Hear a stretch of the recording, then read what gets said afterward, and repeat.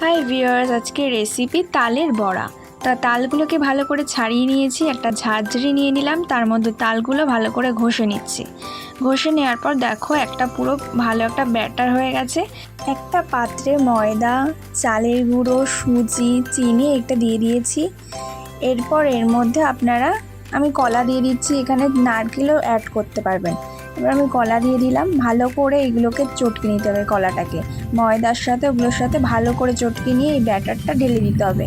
তাহলে যে ব্যাটারটা হয়েছিল সেটা ঢেলে দিয়ে ভালো করে এগুলোকে চটকাতে হবে। ভালো করে এগুলোকে চটকি মিশ্রণ করে নিতে হবে একসাথে।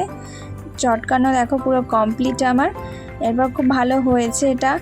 এখন আমি কড়াই বসিয়ে দিয়েছি, কড়াইটা গরম হয়ে গেছে, আমি তেলটাও দিয়ে দিলাম। রিফাইন অয়েল ব্যবহার করবেন, রিফাইন অয়েলটা ঢেলে দিয়েছি।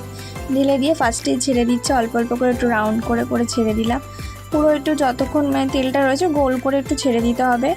আর যদি এই ভিডিওটা ভালো লাগে তাহলে লাইক, কমেন্ট, শেয়ার করে দেবে আর সাবস্ক্রাইব করে দেবে, আর বেল আইকনটা অবশ্যই ক্লিক করবে।